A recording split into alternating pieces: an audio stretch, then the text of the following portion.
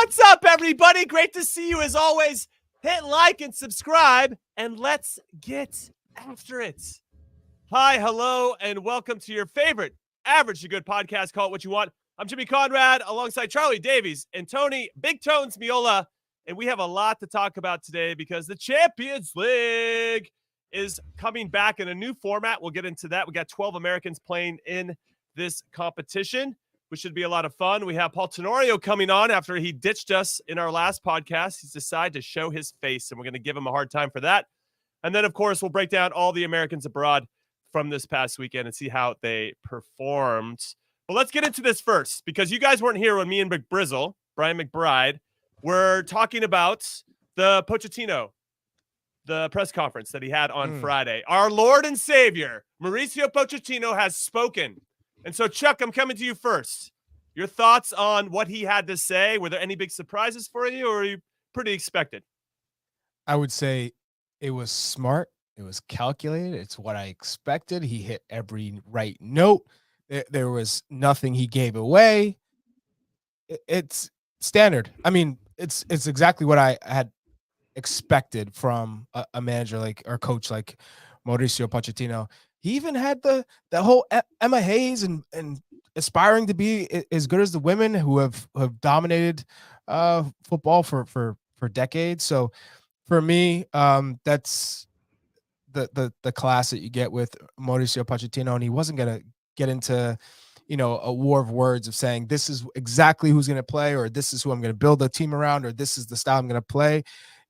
You can't really say anything until you get the players in camp and you see what you got, like face to face. But he's definitely done his homework. He knows, I think, for the most part, the pool that he has, and I'm excited to see what I guess the next camp looks like.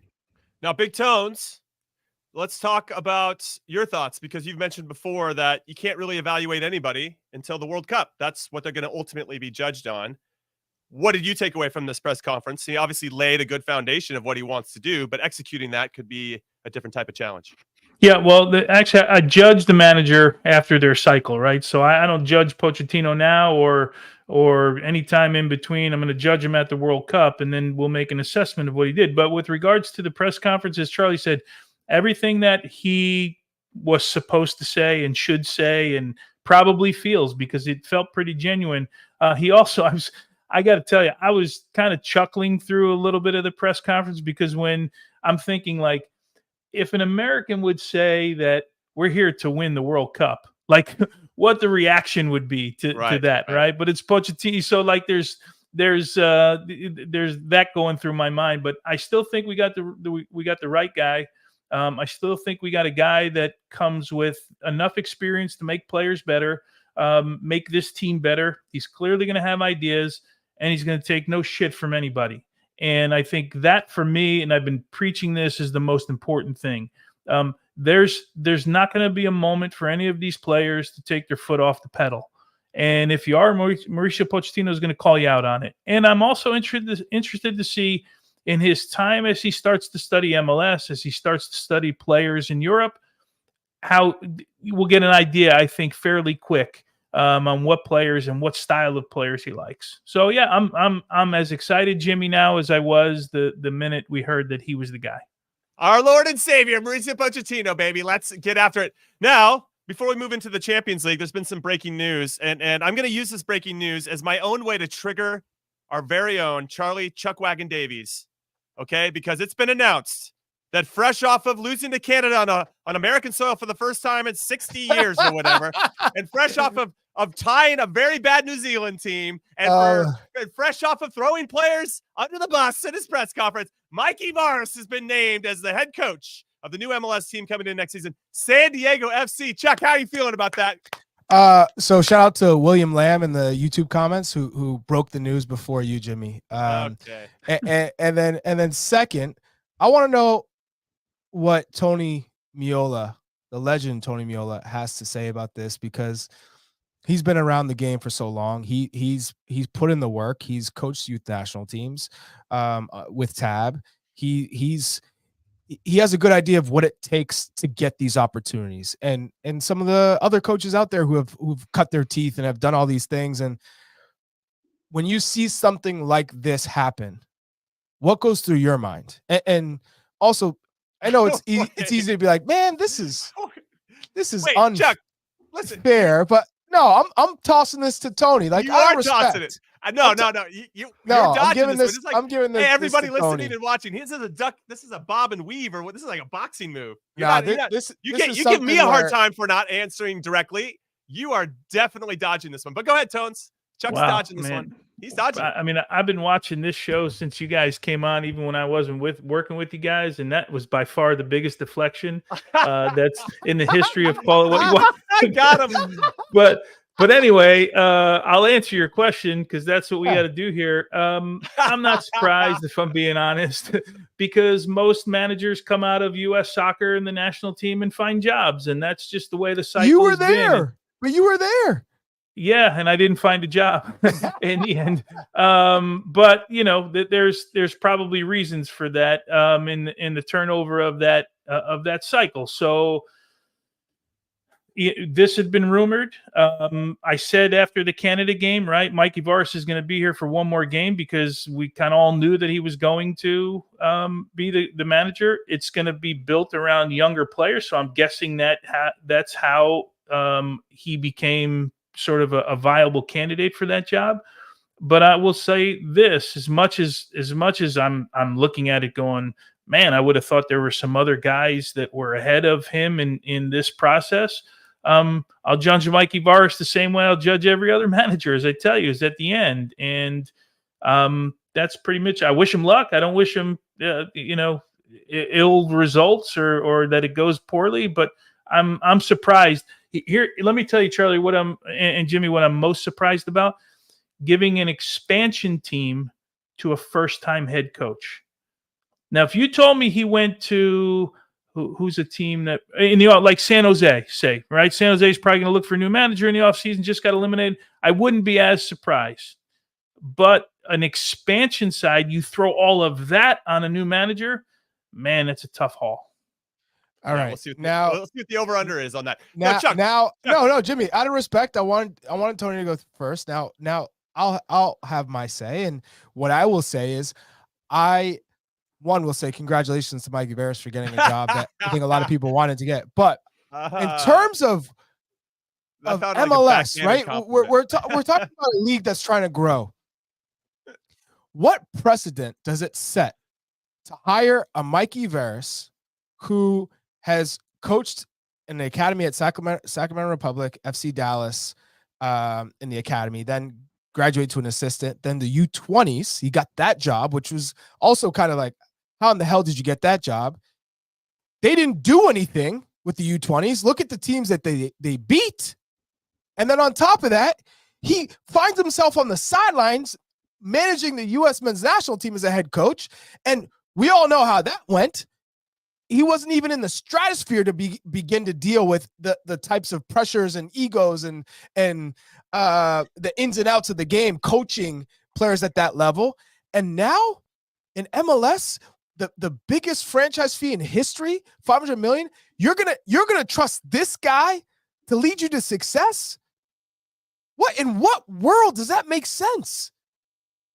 You can go down the list. I can come up with a million other candidates. We got him, everybody. I'll say I can give you another 20 people who would rightfully deserve this opportunity. And I know I'm speaking for a lot of people who are hungry for a job in MLS, who have coached at the MLS level, who have played at the professional level. And I think that's an important context, because you don't have to be a former professional player to be a great, successful coach. But if you can combine the two, that gives you a unique perspective that a coach who maybe didn't even touch USL level can give you. So I'm even though we knew it was coming, it's still a little shocking to see.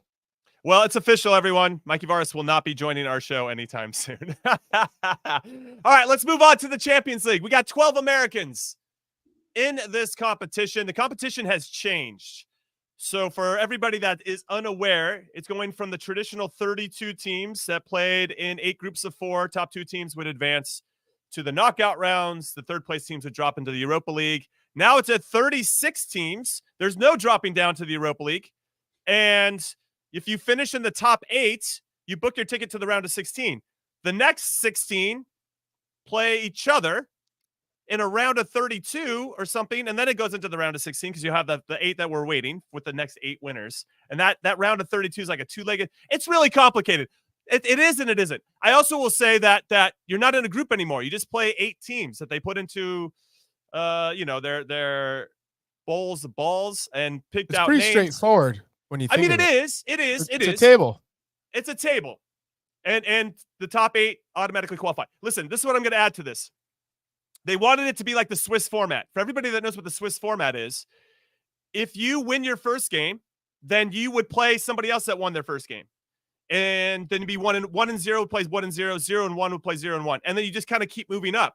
So then eventually like 5-0 would play against 5-0, but they it's not like that. They obviously had to set their schedule, so you can't adjust accordingly. And I understand that from a logistics standpoint, but it's not like a traditional Swiss format, which would have been very cool. And so I'm very curious. The jury's still out. To use Big Tones's style and philosophy and how he evaluates coaches, I think we should do the same, because I don't like it right now, but maybe my mind will change after we play it out. There's going to be some tasty matchups, but let's talk about the format. Tones, I'll come to you first. How are you feeling about the format? Am I making something out of nothing here, or do you feel like there's a little bit of room for me to complain? Yeah, I think no, you can complain. There's always a little bit of surprise when you were taking the best competition in the entire world, especially in club football, and you were making changes to it. I think what they got is that you got bigger matchups, right? We're going to open up, my Milan's going to open up with Liverpool at San Siro, right? Which you normally don't see those matches until later on, although they were in a group together. But you're normally looking at Real Madrid against Sheriff, and that's probably a bad example because I think on match day 1 2 years ago, Sheriff beat Real Madrid, right? Mm-hmm. But in the end, you're still looking at bigger games, more bigger games throughout the what they call league play. Now, I do like the fact that they're not dropping down the Europa League, because I never understood that anyway. Never. What I don't like is that, or I shouldn't say I don't like it. What I'm interested in seeing, Jimmy, is what this non-home and home looks like, because there's going to be something. I haven't looked through everybody's schedule, but there's going to be some teams that feel hard done by the draw, the luck of the draw, if you will, right? Because you're going to have to go to some hard places to play. Arsenal's going to Bergamo, right? To Atalanta in their brand new stadium, but Atalanta doesn't have to go back to play in London. So there's moments like that. But yeah, I mean, I'm in a wait and see right now. I love this competition. I'm interested to see how it turns out. All right, so I understand where you're coming from, and I agree that you kind of lose out on the magic of knowing that you're going to play both teams home and away. Chuck, let's get into though the Americans that are playing. They're involved in a few of these games, and I want to look at some of the sexier matchups in general, but also the ones that our Americans are playing in. So we got Juve versus PSV. Weston McKennie, who didn't get off the bench this past weekend. Timo Weah, who's back from injury and did come off the bench for the last 30 minutes. Thought he did okay. PSV, you got Tillman, you got Dest. He's on their Champions League roster. We'll see if he gets back in time to make that happen. You got Ledesma, right? You got Ricardo Pepi. So lots of guys there. Celtic, you got CCV getting a chance, coming off a big 2-0 win against Hearts this weekend. You got AC Milan, as Tone said, hosting Liverpool. Trusty as well. Trusty's there at Celtic, yeah. Was unused sub this past weekend. Club Brugge and Borussia Dortmund are some good ones where some Americans are involved. Which one stands out for you? You got to say Milan, Liverpool, maybe, but the Juve game's good too. Juve, PSV. I'm just interested in Juve, in Thiago Motta, and what he does with this squad. I like the fact that he's mixing it up with youth, unproven talent. Maybe it's proven to him from training every day, but unproven to the world. And Mbangula is a fine candidate, just as one of those players who has, I think, taken, at least the first game, he came out of nowhere and was like, hey, I'm here to play and I'm going to contribute this season. But it seems to me that Thiago Motta likes Timothy Weah. He's played him, and it was never a doubt that he was going to be there, if he was going to be there or not. I think Weston still has to play himself into the team, but it seems that Timothy Weah will get opportunities to play. So I'm excited. And then on the flip side for PSV, Tillman is as good as he's been for PSV, and for the most part, I'd say a good 2/3 of their schedule or 3/4 of their schedule is pretty easy domestically, but he's played poorly with the U.S. men's national team up until the last camp. That was the best that I've seen him play. Not saying he played great, but that was a step up for Tillman. So I want to see if he can continue to keep developing, playing quicker. And so this will be a good test for him, as well as some of the other. Ricardo Pepi, will he get some more minutes? So far, he's made the most of his chances. It feels like he's on pace to obviously beat his stat line from last season with minutes and goals scored. And so I'm excited to see if he can keep pushing. Well, you bring up Imagula, and what I like is that he'll be going up against Richie Ledesma. And Ledesma, when I watched parts of the game this past weekend, they got an early red card, the team they were playing against, NEC, or like 10 minutes in, and then they had an advantage. But he gave a bad ball away, and then he ran at 1v1, didn't do well. So I'm kind of curious to see how he does in this particular game against a very good young player. One thing with Juve, and this might make you roll your eyes as a Milan supporter, Big Tones, but their success is really going to be riding or dying with Dusan Vlahovic. When that guy's on and scoring goals and finishing his chances, it's going to take so much pressure off of them to have to be perfect everywhere else. They're coming up 2-0-0 draws, but not that, which is probably what you prefer, Big Tones. But I'm kind of curious as to what you're seeing from this Juve team. And do you think not only do they have a chance at being successful in Serie A, but also in this competition, the Champions League? Well, they shed so many players, this Juve side, right? So they've still, under Thiago Motta, I think he's still, this is a work in progress.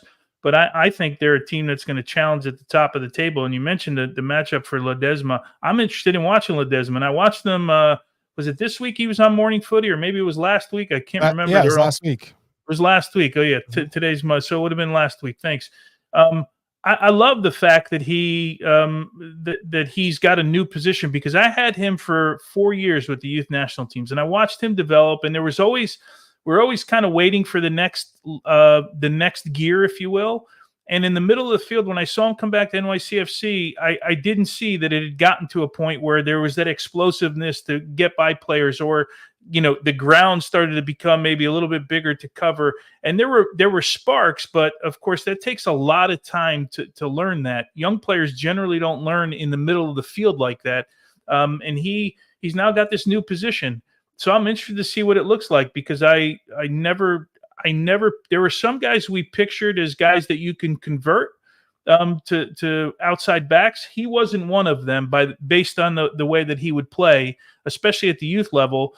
But so I'm interested to see what that looks like for him. So that one's interesting to me. Of course, I'll look at Milan Liverpool, because Milan's my team. Why not? Let's get into it. Go ahead. Yeah, you've got Christian off to a really good start. We'll see what happens with Yunus Musa. It's a tough matchup, because one thing Liverpool does well when they're clicking, and it's been a staple of them under Klopp. It's been the same under Arne Slot, although not a great result on the weekend.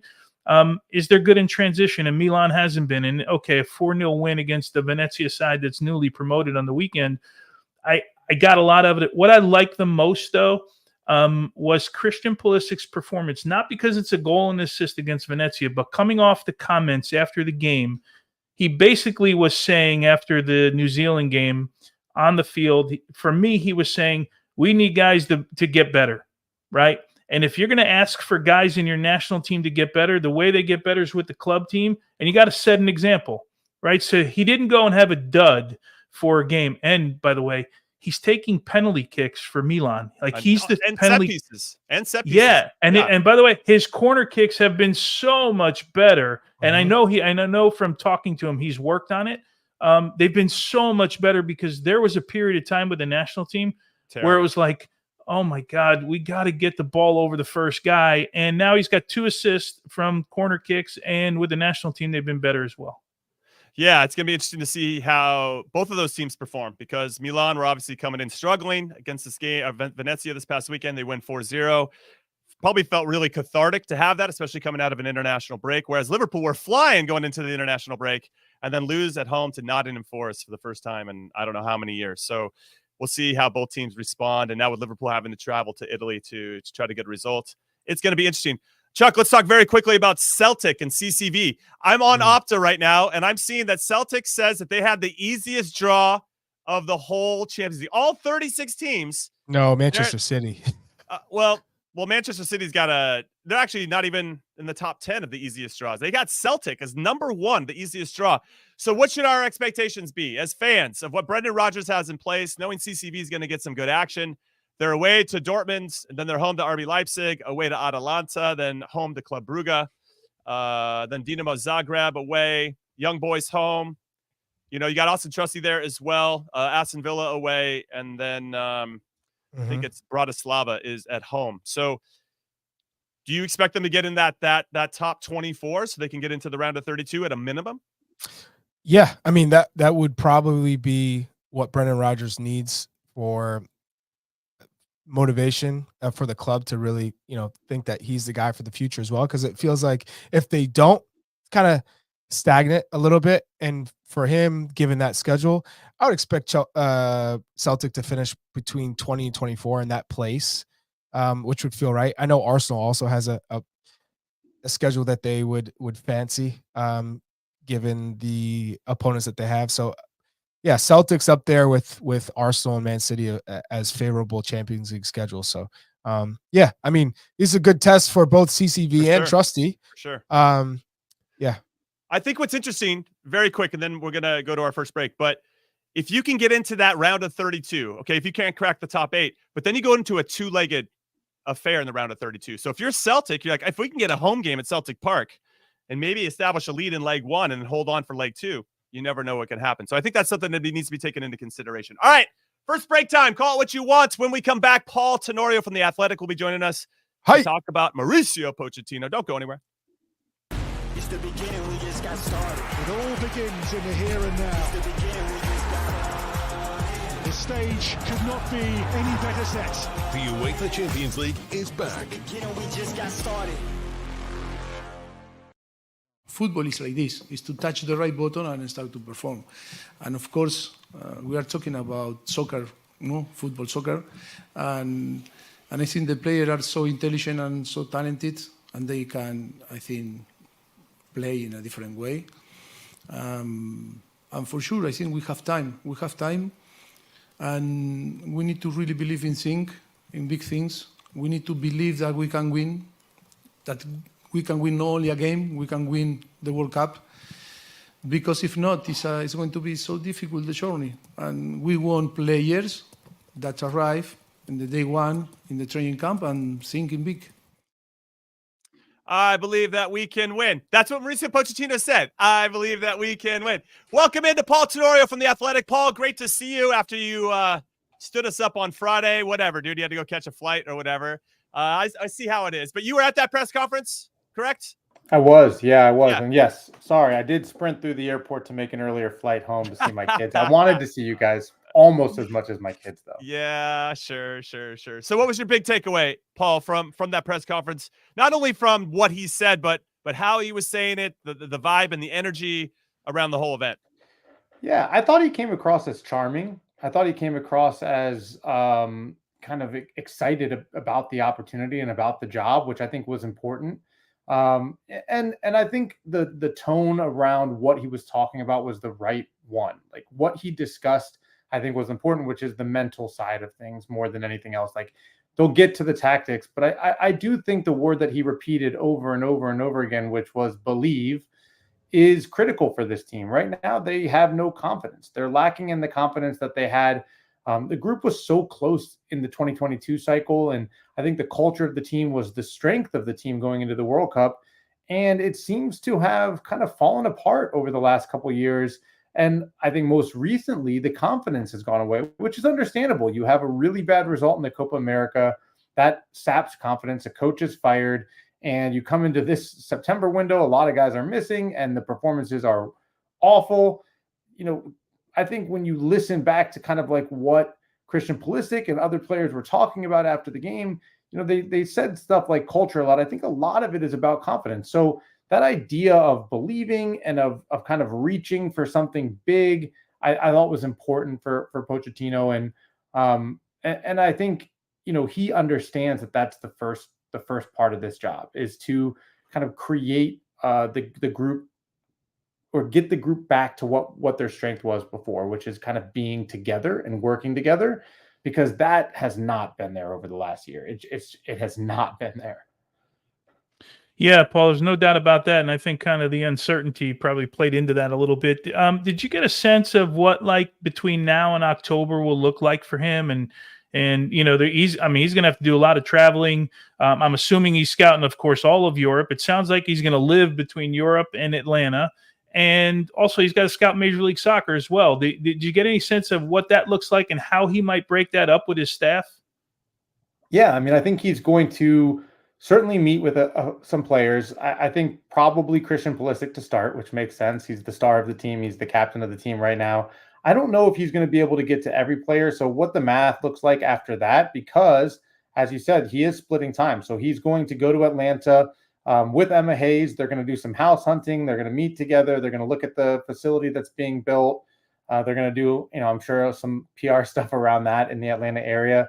They're going to come to Chicago and meet with the staff that lives and works here, the U.S. men's national team staff, the analysts that live here, go through the data, what they've seen at the national team camps, the last few camps, what the data looks like on these players in Europe. And then I think he'll go back to Europe again and start scouting and meeting with some players ahead of the camp in October. There is that mix, though, of he talked about it. You want to have individual meetings because you want the players to be able to tell you their perspective. What are they seeing? What are they experiencing? What's going right? What's going wrong? What might need to change? And then when you get together in October, you can speak to the group about your ideas of what you want to implement, your culture, how you want to get things going in that first camp. So it will be a lot of frequent flyer miles, I think, for Mauricio Pochettino, kind of getting around to the leaders of the team and to these different places in the U.S. that he needs to visit. And he doesn't have much time to do it. I mean, less than a month until the team is together in Austin. Paul, I'm curious because a lot has been made of the candidates for this job prior to the signing of Mauricio Pochettino. So given that I'm assuming it was pretty complex and profound, who did they actually talk to? Who was really considered for the job? And I know there was a list. I've seen multiple lists of real names, but how many of those names did Matt Crocker or JT Batson actually speak to? Yeah, I was told that they met with high single figures. I think it was probably somewhere in the kind of 6 to 8 range of people that they sat and met with. Obviously, that includes Mauricio Pochettino. I know for sure that they met with Jurgen Klopp multiple times. I do think that they met with Materazzo as well. And then some of the names that were on the list in my story, I believe they met with. Now, Gareth Southgate's one where I'm not sure that they met in person, but I do think there was contact there. That's who you wanted, though, right, Paul? That's who I thought that they would call first. It is. It's who I thought they'd call first. Yeah. And I think I'm not I haven't confirmed every single name of who they met with, but some of the names that were in my story of the list that they put together, I've heard that they met with. Let's put it that way. What about phone calls in terms of like actual calls? Yeah, I think the phone calls is, that's a little bit bigger of a list. I think you reach out and you start to see what kind of interest might there be. And I think also you reach out to some of, probably some of the domestic candidates as well to say, look, we're interested in you. We see the work you're doing, and to kind of have those kind of informal conversations. I will say also that the focus early on was on kind of the highest profile names. So Jurgen Klopp, Mauricio Pochettino, those were two of the first trips that occurred. So Paul, I think the Gareth Southgate conversation was in that first couple days of the search as well.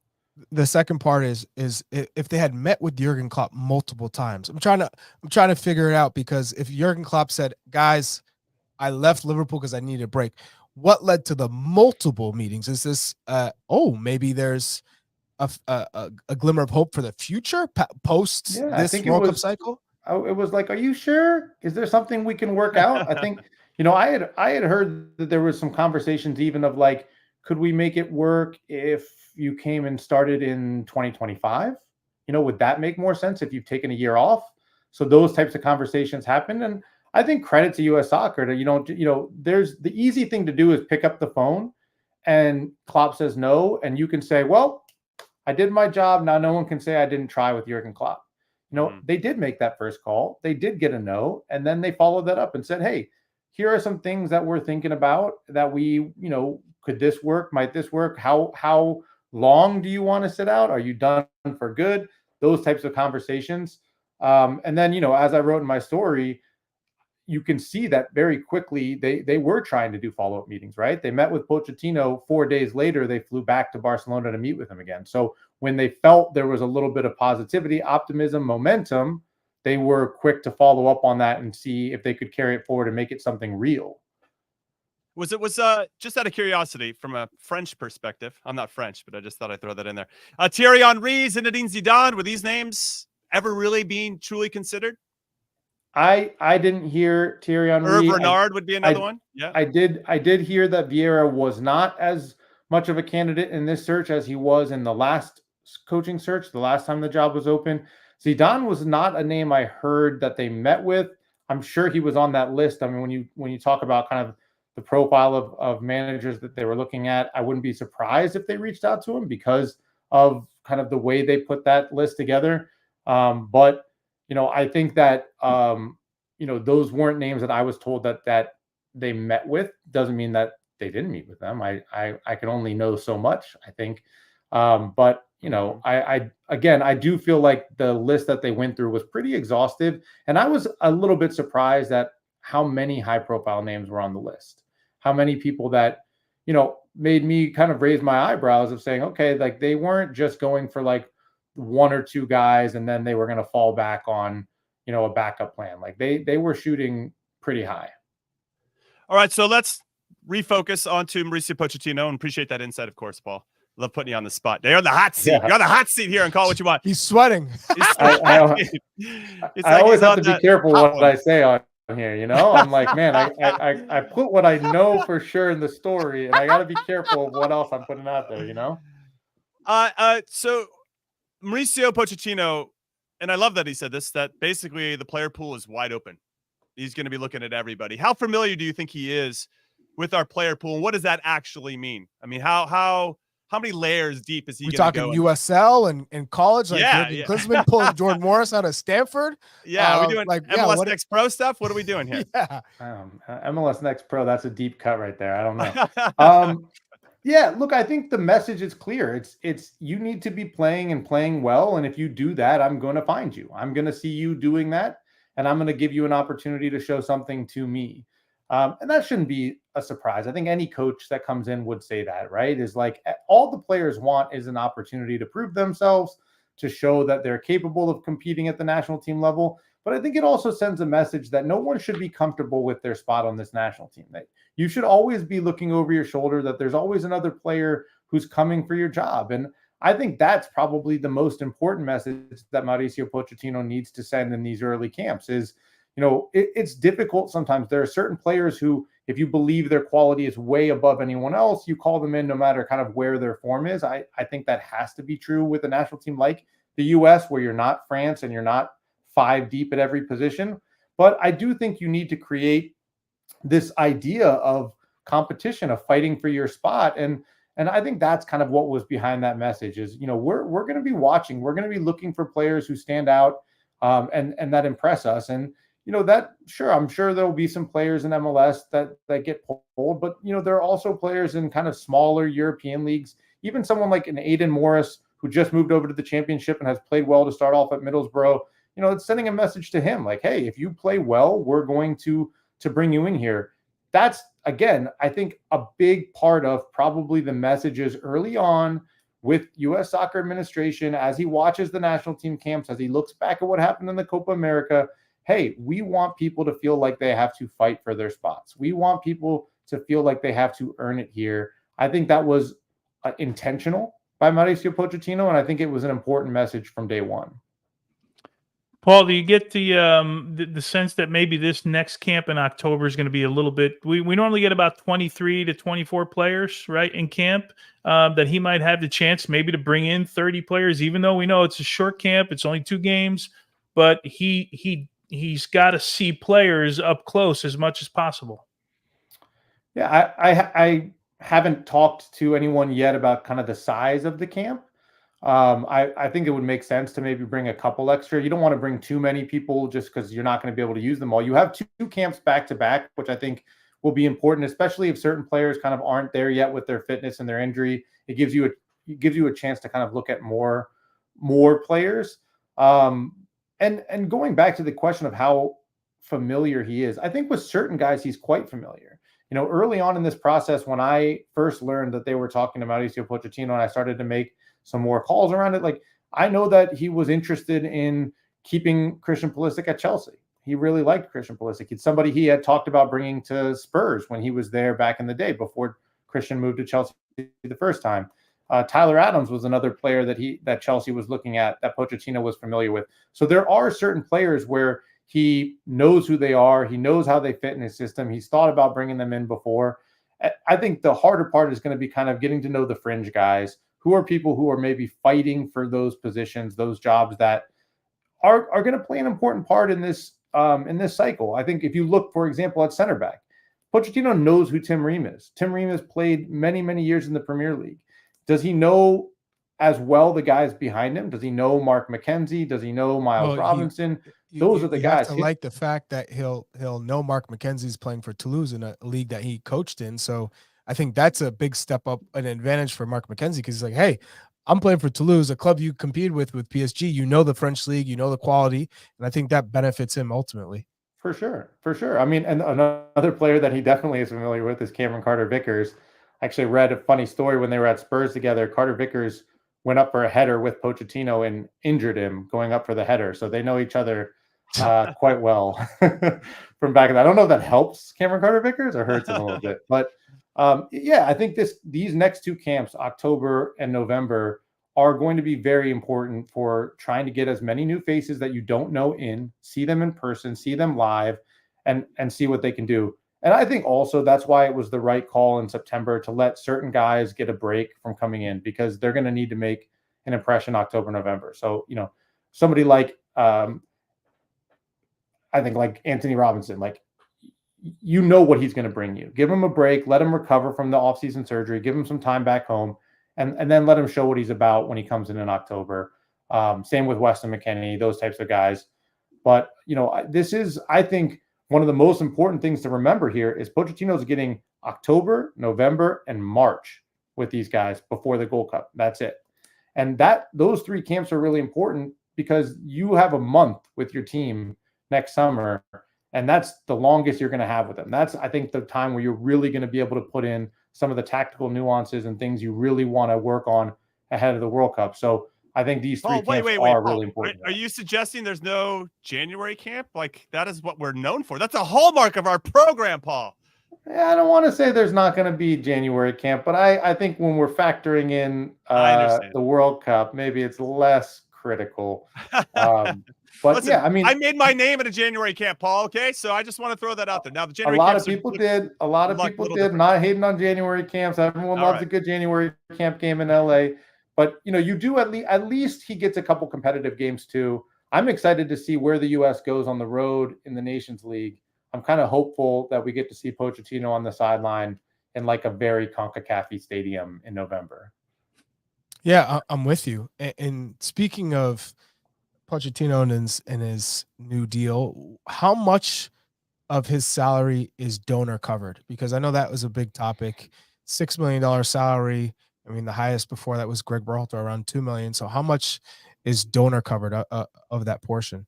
Yeah, we're looking to do something similar here. So these are all really good insights. Yes. For me, yeah, for sure, for sure. Well, anytime you know, I mean, I'm guessing that means you're donating, Jimmy. Is that what's going on? No. I played an MLS 1.0. Chuck's the one donating. Yeah. Got you. No, I have not been able to confirm all of the salary numbers yet, unfortunately. I am not even certain that the 6 million number is right. Again, I mean, I'm trying to kind of nail down everything. And I'm using some of the same questions you guys are using, like what percentage is coming from the donors, and maybe that gives me an idea of how much he's making. I will say, obviously, he's the highest paid coach in the history of this program. I know that these donations cover several $1 million of that salary. I don't know if it's 50%, if it's more than that. I would expect that it's somewhere in that range. And I think their intention, everything I was told is basically they knew U.S. Soccer knew that they couldn't compete with the salary of a Champions League club. When you get up to 12, 13, $14 million a year, like that's just not going to happen.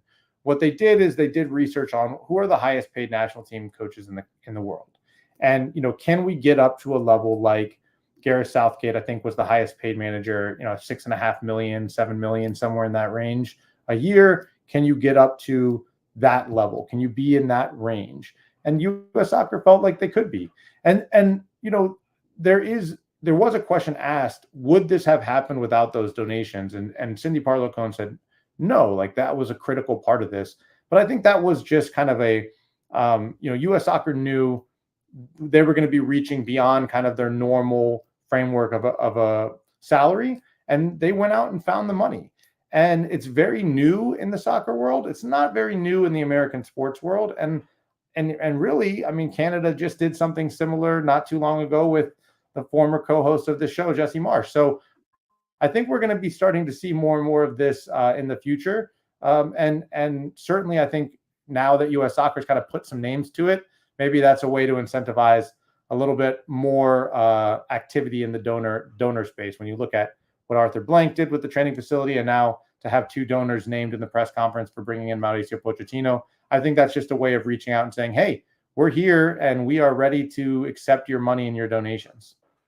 Yeah, I love that. I look forward to getting more of your insights, and make sure you follow Paul Tenorio on any social media platforms. And of course, read his stuff at The Athletic. We appreciate what you bring to the table, Paul. Okay, last question before we let you go. Let's talk about dual nationals. We might have a few on the fence that you're aware of, or that maybe we're not aware of, but maybe you are. Does having Mauricio Pochettino come in help sway maybe some of those decisions potentially? And let's throw Lucho Acosta into the mix too, because he's going to be eligible to play for the U.S. at some point too, and obviously he's crushing it in MLS. And do you think Pochettino would even consider bringing him in? Yeah, I think Pochettino will learn very quickly that life is a lot different when you can't look at the market and just buy whatever player you need to fill a hole, right? I think that's something that all national team managers kind of figure out pretty quickly. Okay, where can we find this talent? It's always hard for me when I talk about dual nationals because the decisions are so personal. They go to each and every player, and it goes to kind of how you feel in your home and with your parents, how you were raised, the pressure you might be feeling to pick one country over the other. It's going to be different for player X than it is for player Y.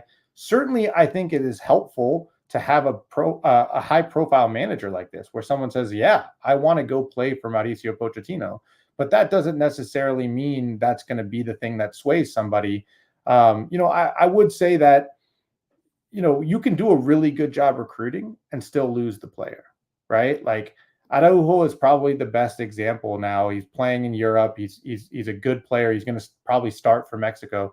U.S. Soccer was trying to sign him. I mean, they would not sign him, but to get him to commit. They didn't want to lose him. Who'd you say?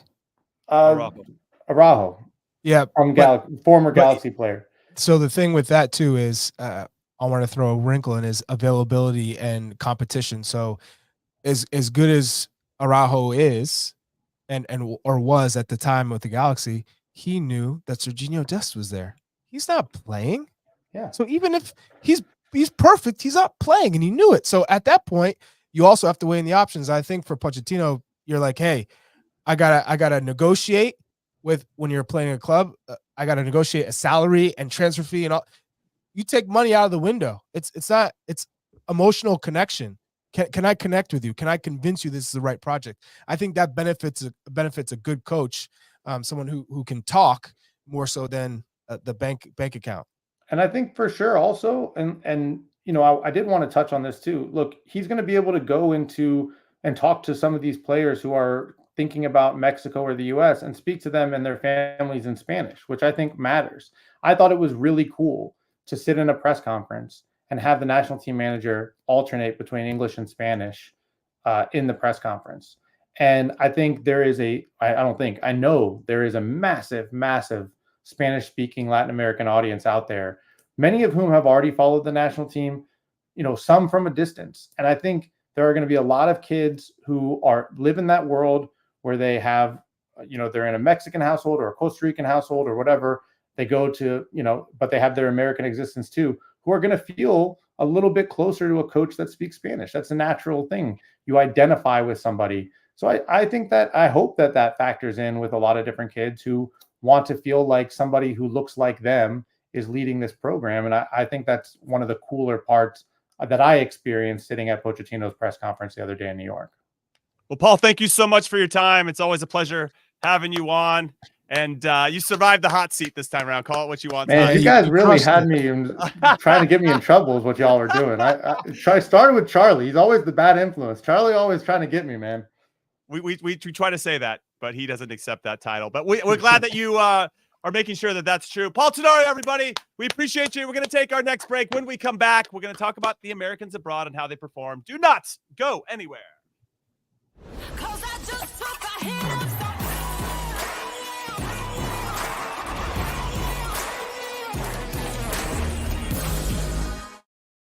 Welcome back to Call It What You Want. I'm Jimmy, alongside Chuck and Big Tones. I know you want to say cream cheese. You just stopped. I was gonna say cream cheese. That's a deep cut for everybody that's been listening for a long time. Cream cheese, Conradinho, lots of different nicknames. All right, let's get into some notable results for our player pool this past weekend around the world. We're gonna start in the championship. And if you didn't know this, the championship is on Paramount Plus. You guys can get that, watch those games. CBS Sports, so the Golasso Network's all happening. But we got Burnley goes into Ellen Road and beats Leeds 1-0. Luka Koleosho scores the lone goal. The 20-year-old who is eligible to play for the U.S. had some caps with our youth national teams, even though he just played for Italy's U21 team at their Euros. He scores the winner in that one. Brendan Aronson starts and does not have any goal contributions. AC Milan, as we talked a little bit earlier, smacking Venezia around 4-0. Pulisic, man of the match, goal and an assist. And as we were all excited about, he stepped up and they got a penalty, and he was the guy that stepped up and took it. Yunus Musa subbed on, and Gianluca Busio gets his first start of the season for Venezia. It doesn't go well for him or his team. Then we'll go to Santos Laguna, who are hosting Monterrey. Brandon Vasquez scores a golazo, a very good run inside the box and a delicate toe poke into the top net, which was pretty good and nice to see him. He also hit the post, didn't go in, but was very close. Some really good movement in the box from him in this particular game. PSV 2-0 over NEC. Richie Ledesma starts at right back. Almost a Timothy Tillman. Malik Tillman starts this one. Ricardo Pepi subbed on with about 25 minutes left to go. No goal contributions there, but busy as always. Toulouse with a big 2-0 win over Le Havre. I don't know. Chuck will fix me on that one. Mark McKenzie gets a start and ends up going up against another U.S. men's national team eligible, Emmanuel Sabi. McKenzie, though, Toulouse get their first win of the season. He gets a clean sheet. So he's kind of the player that stands out for me outside of the Christian Pulisic. Anthony Robinson was named man of the match in the 1-1 draw for Fulham versus West Ham. We had Cameron Carter-Vickers was named man of the match for Celtic in their win, 2-0 win over Hearts. But I was excited for Mark McKenzie. He didn't take his national team opportunity with both hands, but he had a really good performance coming back. And as I think, Chuck, you said a little bit earlier, or Tones, maybe it was you, where Pulisic came and had a reaction, right? Yeah, it was to you, Tones. He wanted to have a good performance, and he came out of the international break and demonstrated that. And I thought McKenzie had a good, solid performance as well. Chuck, I'll come to you first. What player stood out for you this weekend? Mark McKenzie. Oh, wow. We have the same one. Yeah, you moved from Belgium to Liga, and as a defender to play in a league that the new coach, Pochettino, coached in and played in, I think he has a respect for the French league. He understands what that league does for players as a developmental league, as a league that has, top quality players and coaches. So to come in, play 90 minutes, get the clean sheet. And to be fair, he was good in the national team game against New Zealand up until the wrong decision when he kicks it off the player and didn't try and clear it to the sideline instead of he booted it kind of straight up, which is a no-no. So I think for Mark McKenzie, he has the capability, the capacity to play at the highest level. He has the physical attributes. He has the intelligence, but it's putting it together in those high pressure moments when the game is so quick. And so I think this step was massive for him to move to Liga. And Toulouse is typically a mid-tier league team, and they play in Europa Conference League. So this is good for him. I think it's a good start to a new season. Yeah, and by all accounts, Jimmy, his best game so far at Yes. Toulouse. And you guys know me with 3 backs, right? He played on the left side, according to the reports, in a 3-back system. So another guy getting minutes with a 3-back system, which I would not be opposed to seeing at some point, especially because we've got Serginho Dest and Anthony Robinson, when everybody's healthy, of course, on either side. So still getting some good minutes, Jimmy, and learning an awful lot. And I think it's a great league for him. I agree. And I hope that I hope he gets called back in, and I hope he shows well when Pochettino is giving him a look amongst all the center backs. I mean, we need that position to start to get stocked back up again. Right now, it just still feels a little bit thin. What player stood out for you this weekend, Big Tones? Brandon Vasquez was the one that stood out for me, and this is a guy that I've been baffled as to why Greg Berhalter really didn't use him. I think he offers a different profile of center forward than maybe we have with some of the other guys. Yeah, so Brandon Vasquez, I think, is probably in a moment where he's saying he's taking a deep breath right now and just exhaling, going, I have a new lease on life, maybe with the national team with Pochettino coming in, because I think Pochettino's slate is going to be clean. And he's going to pick guys, and if he continues to score goals, I think he had 10 goals last year in the championship, and now has like a couple goals now, but a good goal on the weekend again. But I think most importantly, the fact that he looks a little bit different with his body size and the way he can muscle up defenders. And so when you're in a game like that, I always felt like if we were in a game like that, I should say I felt like this before Daryl Dike got hurt.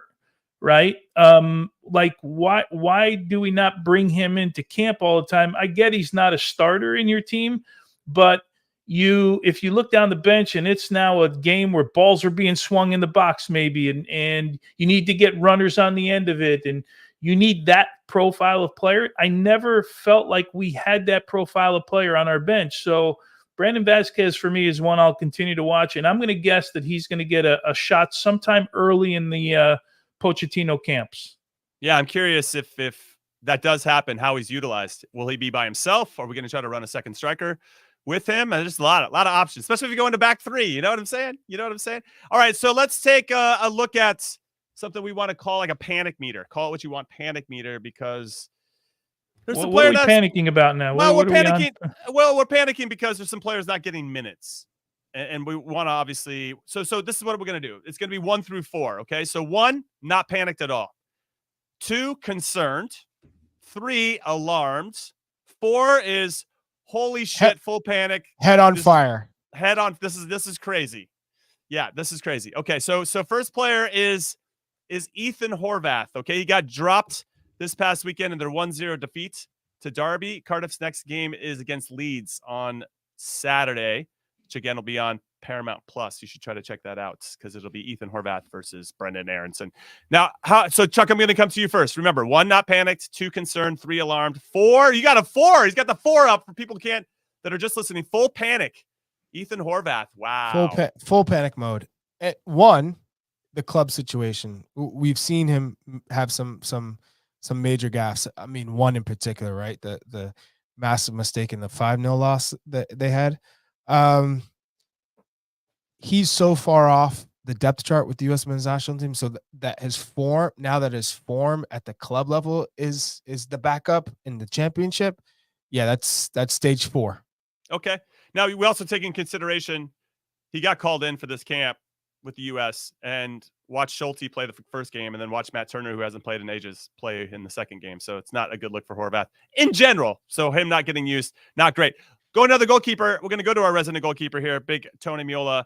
Big Tones, Matt Turner. Where are you? You got a 4. 4 is like hot. He's in hot. Hair's on fire. Full panic. Didn't get off the bench, obviously, unused sub. Dean Henderson maybe could have done a little bit better on a goal or two for Crystal Palace this weekend, maybe throughout the season, but he's still going to be their number one. Yeah, well, give us your thoughts. Yeah, a 4. I mean, we got the 2 guys that we called into our national team not playing. Like, it's tough, man. It's tough to watch. It's tough to not see him have success. It's a double 4, I guess, in goal. But yeah, Turner, I don't know that you can put up anything but a 4 right now. Okay. I'm going to stay with Crystal Palace, and I'm going to say Chris Richards did not play this past weekend in their 2-2 draw against Leicester. They were down 2-0. They came back and won. So once you go down 2-0, you're probably not going to put a defender on. But he did play. Chris Richards was one of the few players that played 180 minutes for the U.S., and I could see why he could be rested or be thought of like, hey, let's just make sure we get you back and ready to go. So I'm going to say 2. I'm a little bit concerned, but the fact that they gave up 2 goals when he wasn't on the field, I think maybe kind of speaks to his value and his understanding of Oliver Glasner's formation and style of play. So I'm okay right now. Now that could go up very quickly if he's not used moving forward. Let's talk about Johnny Cardoso. Chuck, I'm coming to you on this one. Unused sub and a 2-0 win for Real Betis against Leganés. Excuse me. Where are you on Cardoso? Panicked? Not panicked is 1. Concerned 2. Alarmed 3. 3 is alarmed. Okay, explain yourself. And so I'm not so alarmed with maybe his club form because I think he'll get in, come out. You got to remember in Europe, a lot of these coaches typically don't play you the week that you come back from international duty because of how far you had to travel and how much you've missed versus some guys who are in Europe and they only have a 2-hour flight, an hour flight, and they're back in their training and they don't miss the next day after the game. Whereas U.S. internationals, you have to miss the next day after a game to, do that light jog and train with your teammates. But I will say he didn't perform well. He really had a poor performance, especially in that Canada game that will not leave my head until, he gets another opportunity down the line and maybe with Pochettino or something changes. But I'm alarmed in general because it was so slow, really poor decision-making in his passing and in his moving. So I'm going to go with a 3. Okay. A 3 on Cardoso? I would subscribe to that. Really? Yeah. I don't know. We'll see. Do you want it to be 4 after that performance? I know that 2. 2's concerned. You can go concerned. Yeah, no, so maybe I thought it was concerned about why he didn't play, on the weekend. I thought that's how we were judging them. Although the goalkeepers were 4s no matter what. I was just thinking in general with the weekend, but right. Yeah, I got you. No, that makes sense. Yeah. So I just looked at it a little bit different. It was concerning watching him play. I would think though, from Pochettino's standpoint, I would certainly expect a guy like Johnny Cardoso to be in all of his camps early on, right? Because playing in Spain, doing well with his club, well enough. I think the weekend was probably, as you mentioned, Charlie, not the travel and maybe not being, having your legs underneath you. So that part I wouldn't be concerned about. But yeah, his play with the national team was certainly concerning. Suspect. Okay, I'm going to rip through a whole bunch of names. I'll just take those, but then I want us to get into Flo Balogun. So you guys be ready for Flo Balogun. Marlon Fossey, who I thought did well in the game against New Zealand, not in the Standard Liège squad. I think because they had a game on Friday, they wanted to rest him. Luca De La Torre coming back from his injury, not in the squad for Celta's 3-1 win over Valladolid. We have Tanner Tessman, not in the starting 11 against Lens for Lyon. And he came on in the 88th minute for Nemanja Matic, and I think that's going to remain until Matic gets really tired because he's a little bit older. Austin Trusty, unused sub, and Celtics 2-0 win against Hearts. Not concerned. Ultimately, he just joined the team. You guys are throwing up numbers over there. But let's get into Flo Balogun. Okay, he didn't start. He came on in the 64th minute with Monaco up 2-0 over Auxerre, and he had a chance where he got in behind. He get kind of pushed. Maybe it's a penalty on another day. I guess maybe another ref thinks a little bit different. It did impact how he shot, but it's just like that guy needs to score a goal. So where are we? You're alarmed. Chuck, you got the 3 up as an alarm. 3. or And alarmed. so Go ahead. he's competing with him, Mbolo. Briel and Bolo. But Briel and Bolo missed a lot of chances this game, but keep going. They both both have missed a lot of 0 goals this year Yeah, it's not good. It's not good. in Liga. So it's not. It's one thing if you're watching Balogun play, things aren't coming off, and when he gets subbed or he doesn't start, and Mbolo comes on and he's scoring and he's producing, then we're at 4. We're at level 4. But Mbolo's just as guilty of missing chances and just as guilty as not being effective in the attacking third. No assists, no goals. That you say, you know what? Yeah, it's concerning that he's not in a good rhythm and not in good form. And we can see that in the way that Balogun plays. Just against Canada, I mean, you'd say, hey, where's your confidence? You're making the wrong decisions. You're losing your 1v1 duels and any type of attacking option that you're trying to go out of the box and be super creative to try and get by defenders, and it's not working. So for me, he's just not in a good form. Just not in good form. And when we see players, especially strikers, go through these peaks and valleys, and for me, it's a 3. Okay, so you're alarmed. I'm in the middle. I'm definitely concerned, but getting closer towards alarm. So I'm at 2.5. Tones, give me a number for Flo Balogun. Where are you at? Yeah, I'm at least a 3, because when was his goal scoring run, right? Like when did we see a run from him? When's Not the last time? season, the season before. Yeah, so that's what concerns me the most. Like I mean, goal scorers, 9s are judged on goal scoring, right? That's what you're there to do in the end. And I got to see him get hot at some point. Club, country, somewhere he's got to get hot. All right, so you're at a 3. Wow. What does everybody else think? Hit us up at Golazo America on all the social media platforms. We'd appreciate that. And make sure you join us live. We got another show this week on Thursday here on this channel, Golazo America YouTube channel, 6 p.m. Eastern. So come back and join us for that. Make sure to follow us wherever you get your podcasts. And we appreciate your support. And we love you guys. And Mauricio Pochettino is our Lord and Savior. And it's going to be really awesome. And I'm really looking forward to those October games. All right, that's it. Call what you want's done. We'll see you guys soon. Later. Great show.